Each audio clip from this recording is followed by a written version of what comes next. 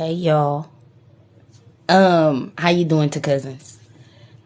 I am about to tell my story and I am just gonna tell it. I ain't even really gonna read no comments. I'ma just tell my story. Because I'm finally done with the shit and I don't know. The stuff I went through might free somebody else. Who knows? So I guess I'll just give you the first 90 days. I take life in 90-day increments. I think that's something y'all should know about me. Everything happens on a 90, 90 days, 90 minutes. It just happens like that. That's how life changes for me. 90 moment increments. Could be days, could be minutes. Things change like that for me. So I will start where all the bullshit started. April 30th, 2022. My brother killed my dad. And then I just, people bombard you with the, oh, are you okay? Are you okay? And you don't be okay. Like, hell no, people you don't talk to, now you got to interact with them. Like, no, I wasn't okay. I was not okay. So I'll say May 1st. My dad was married, but he was separated from his, from a vulture he married. Anyway, we gonna get into that. Anyway, she called. She was like, do you got a copy of your dad's will? Do you know what I mean? I'm trying to find your dad's will. Yada, yada, yada. Before the 5th and before, the autopsy report came in, she had brought her family to the house and cleaned out my dad's shit. Took his safe, paperwork, important shit. And it was under the guise of cleaning the blood out of the house. But when I got there on the 12th, I had to clean my father's blood off that wall. And I'll never forget that. And I'll never forgive it. But yeah, motherfucker even took the dining room table, exercise bike, shit like that. You know what I mean? Left it looking disheveled. And what's worse is they came to clean the house, but they left my brother who killed my dad's clothes in the washer and dryer. I had to throw that away. It was torture. But anyway, while that was going on, my dad's sister tagged me in a post, tagged my business in a post. If you want to support Earl, you can support by donating to his daughter. Don't use my business or my father's name to try to get no money. I'll never be that person. And she did that and I checked her ass. And that's where the bullshit started.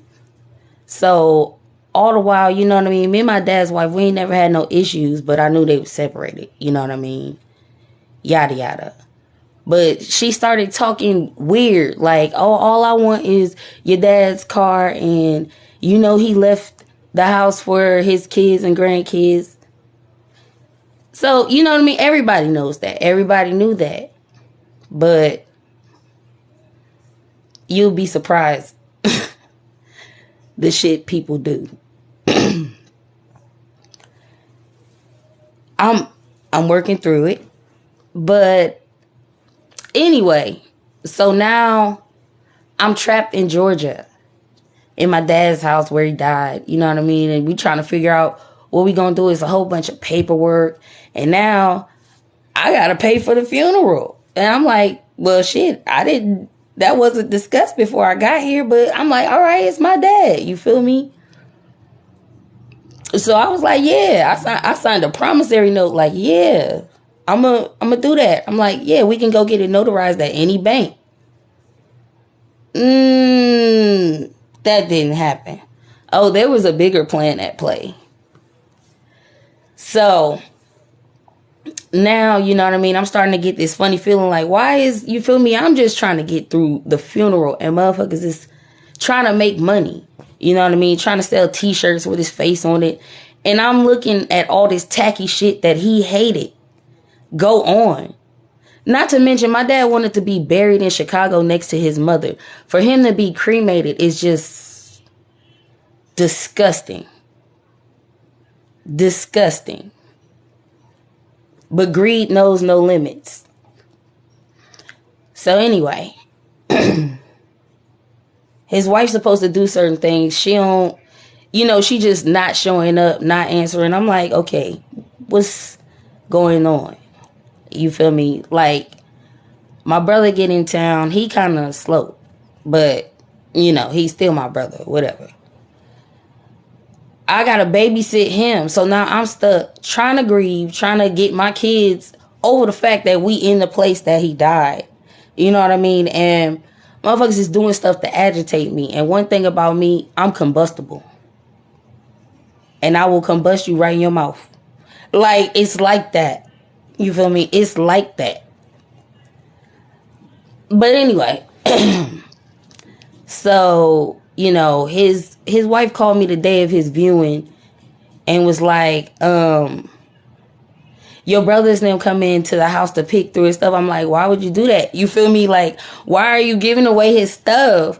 Like, I'm like, okay, fine. I'm over that part. Well, everybody done said they don't want this and this and this. So can we donate it to like the veterans? She was like, no, don't touch it. Leave it there. You feel me? Don't touch my husband's stuff. Like, hold up, bitch. He hit you with divorce papers a couple days ago. Let's not play these games. You feel me? Now, I was letting you be the grieving widow, but don't try to, you feel me? Don't try to one-up me. Because, yeah, it is what it is. But you know how you feel me? She's like, oh, well, I guess we don't have nothing else to say.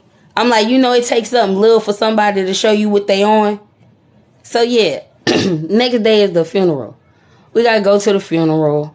I'm hot. I'm venting to my brothers. Like, bro, this bullshit. Like, it's some sneaky shit going on. Leave the funeral. We go. I'm going to the repast at my cousin's house. Now, my dad done helped her crackhead ass mama. But I'm going to leave that alone. And, you know what I mean? I'm venting to my family. You feel me? Like, bro, this shit wicked. But I'm starting to see some of them move funny. Well, you know, we only want what's right to be right. And you feel me? Like, you feel me? And I get it. Like, everybody upset. It's emotions. I get it. But don't say you're not picking a side and then pick a side. You feel me? Because when you don't pick a side, you really pick the side. Because I ain't asked you to pick no side. So y'all some suckers for that forever. Stop speaking on my fathers. Y'all some suckers for that forever. Anyway, I get a text from this bitch talking about get out of my house. First of all, bitch, this is my daddy's house and been his house for 20 plus years. Stop playing. Like, that shit was crazy to me. And then it's really, I ain't picking no sides. I don't want to get involved. Oh, okay. All right, bet.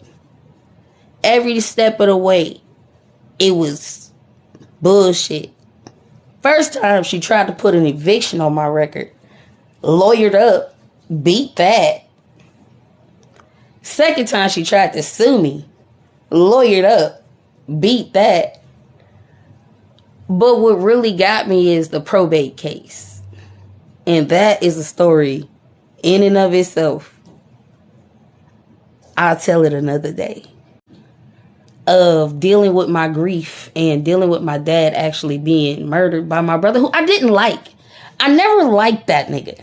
Like, for real, like, when we was younger, like, we went to visit my dad when I was, like, going to the 12th grade. And he almost drowned at the community pool. And I can't say it's not because, you feel me, we couldn't swim. I know how to float. You feel me? But, like, it's crazy. Like, I think about all the stuff I went through in the first 90 days and just it happening at all. And I think about that.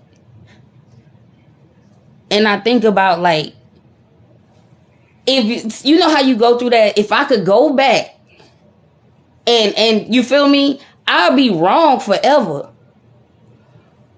But for the greater good of mankind, would I be wrong? I think about that. That shit keep me up at night. Like, I don't know if that's guilt. I feel like if I had that one little, you feel me? But then my dad wouldn't have loved me the same. Like, I think about all of this shit every day.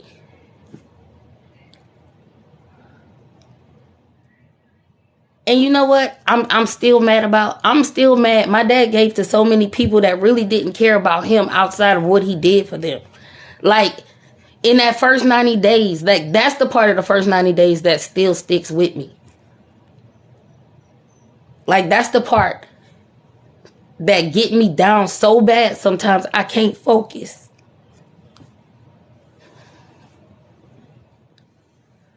Whew.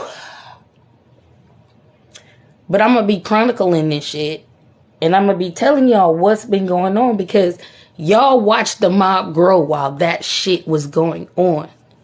So yeah, it hurt. And it still do to some degree. But not only do I know who is for me, I know what works for me. I know what serves my purpose. Like, real shit. I thought I lost family, but I got so many relationships with people I don't even know. I ain't even met. I ain't never done for. That's the part that burned me up. And I'm also free. I don't have to deal with nobody for the sake of nobody. If I ain't learned shit else, I'm not dealing with you just because you my auntie. I'm not dealing with you because you my sibling. If you wrong, you wrong. Listen, this is how it goes. My dad's wife was a federal level crime thief. You feel me? She still is. Her name is Veronica Laster. You can look her up. You're welcome. My brother Trier robbed my dad because he was strung out on meth. Trier Michael Singletary. You can Google him. Ohio. Javon, he took my dad. Antoine is a sex offender. Now, the specifics of it, I don't know. But if you on the registry, you on the registry. So now I don't even have to communicate with them people, because they wasn't people I would communicate with anyway. You get what I'm saying? I have no felonies. I have no jail time. Not knocking anybody who do. But I'm the cleanest black sheep you'll ever meet. But that's me recalling the first 90 days. The second 90 days was rough. Rough. But if I'm still here to tell it, I'm not complaining. So this is my life. This is part 1 of the Family Feud. I'm going to put this on YouTube, because one day I'm going to look at this shit and I'm not going to feel no way about it. One day I'm going to remember that first 90 days and I ain't going to feel no way about it.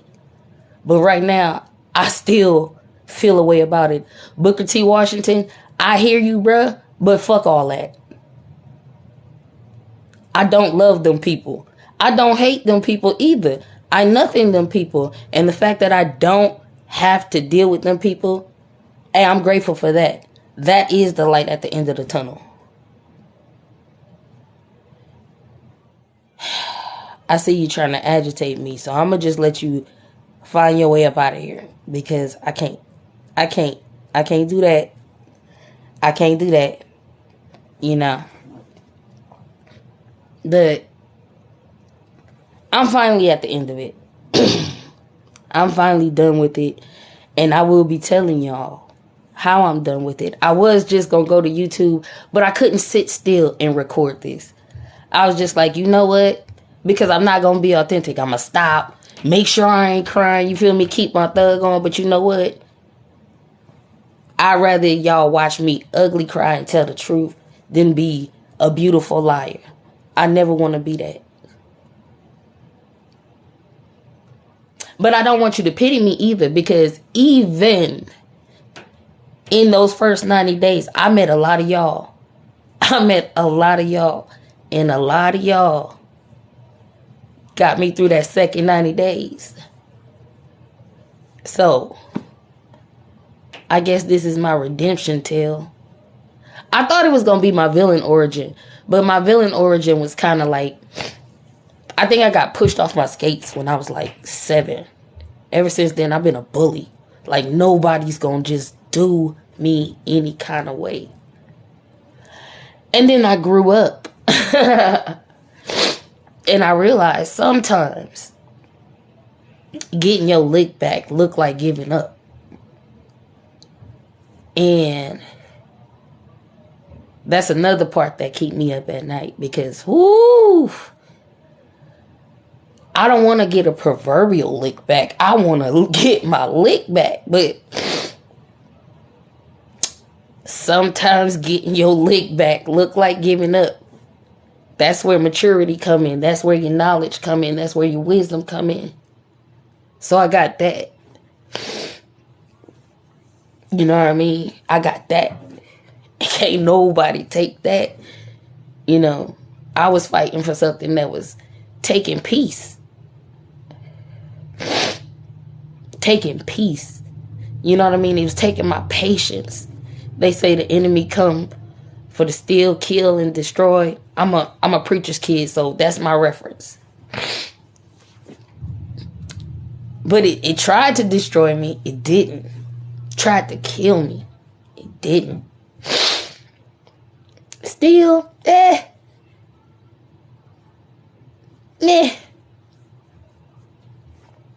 I got so much more. You feel me? All they'll have is things. I got a legacy.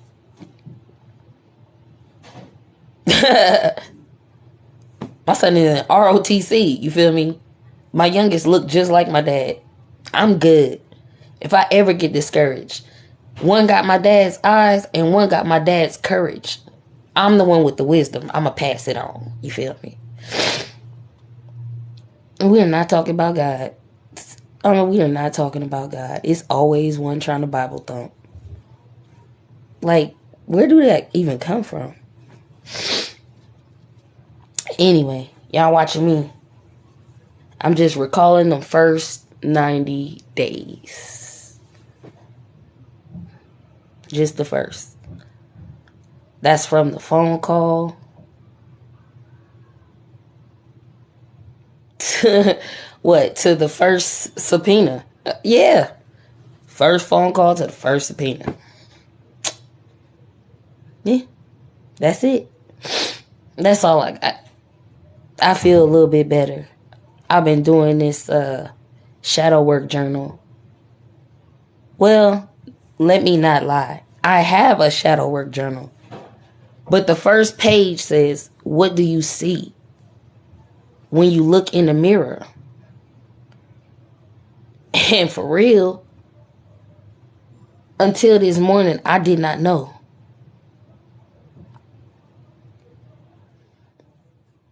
But now I look in the mirror, I see a winner. You know. Because, what did I say earlier? Getting your lick back looks like giving up. If you ain't ready. You feel me? If you ain't ready to step into your new and better. Like, you fighting for yesterday. You fighting for yesteryear. I need to be fighting for my tomorrow, my next year, my year after that. But I really want to get my lick. I'm laughing and crying, so you know I'm crazy. But I really want to get my lick back. I don't even know if I'm allowed to put this on YouTube. I done cussed. And yeah, it's ugly cry. I'm wiping. Yeah, not even decent. I don't even care. And it's crazy. I got on a, it's crazy. It says, feel it so God can heal it. So, I guess two or three of us is here. So he in the midst. I'm gonna put it up. It's gonna be on my YouTube. This is the last time I'm living these first 90 days. So, I know TikTok is not therapy. I'm not here for therapy. I'm here to tell my truth. Because again, I'm crying about these things now. Because I was so focused on being better, I didn't give myself time to. But now I'm at the end of that 90 days. I got that GPA. I got that dream job. I got my dream home. My kids are good. What am I fighting for yesterday for? Let them have those things. Let them have whatever they think of me. Let them have whatever. I got more than 300,000 reasons why they're wrong. I'm going to let y'all figure out what that means. But my dad loved his baby girl. And that's why they mad.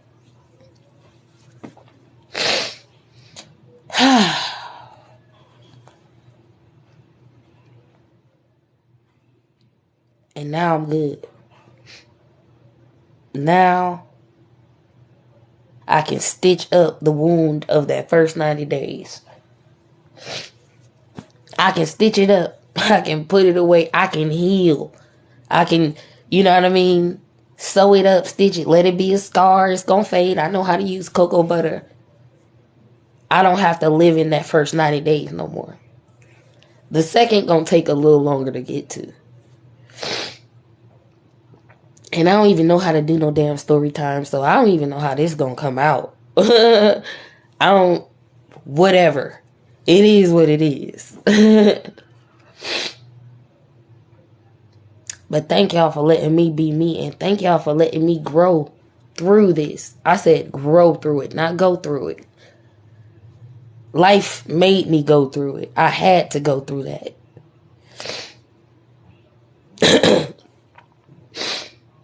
I had to go through that. That was me being tried in the fire, and what I thought was me being tried in the fire. Nah. This whole realization was me being tried in the fire. My dad was 57. Yes. No. My dad was 58.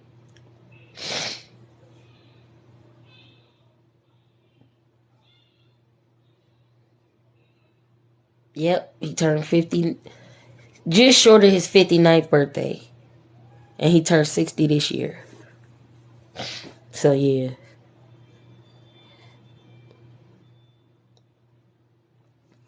Also, I want to say this. In the first 90 days, I want to say this to parents. Apologize for what you can apologize for. But you don't have to kiss no child's ass. And you don't have to acquiesce to their demands out of love. We're making love an obligation. And it's costing more than we should be willing to pay. Thank you. I appreciate you. Like, you catching me on this day, but this is not my everyday. This is something, when I'm compelled to do it, I do it. And I try to be honest and decent in my, because it's one of those situations where I want to cuss and holler and yell, but that's not how it's coming to me right now. I didn't have the words. I honestly did not have the words. I've been going through this for more than a year. And y'all just now finding out the depth of which I'm going through it. Yeah. But yes, that's my first 90 days. And life changes for me in 90 days. In 90-day increments. I should say 90 moment increments. Because sometimes it's 90 minutes. It's all about if I got it right. If I didn't get it right in the first 90 days, I go through it again. And every 90 days, something changes for the better. Because I'm learning. So yeah. That's my first 90 days, y'all. That's my first big adult hurt. I don't think I ever been that hurt in my life. Like, you know, you fall out with dudes or a dude break your heart. And you, oh God, I've never felt pain like this. No. Baby, I know heartbreak. And I've managed to find love and allow myself to be loved by people. Even though people close to me did not give me that. They did not show me that. I lost the only example of real love. And then I found it in some strangers, perfect strangers. That's why I call y'all to cousins. I don't want to be weird and be like, oh, bro, sis. I find that kind of weird. Because a lot of people don't like their siblings. I know I don't like mine. You know? So, I like 2 out of the 7 I got. It is what it is. But that's why I call y'all to cousins. Because as far back as I can recall, it was my real cousins that spoke life into me. And it wasn't even my peers. It was my older cousins. They said, girl, you gonna do something. I used to be a spelling bee champ. Yeah, I was that.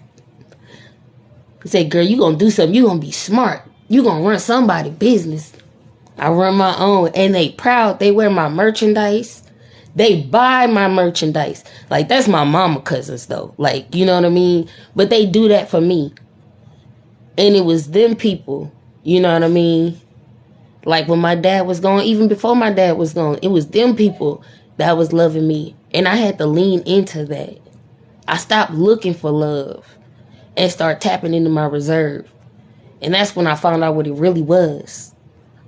I didn't lose love when my dad died. I lost a source. And for real, it was kind of a parasitic relationship because he was teaching me how to love through his eyes. And it was wisdom. Oh, it was worth keeping. But I don't feel the way he felt.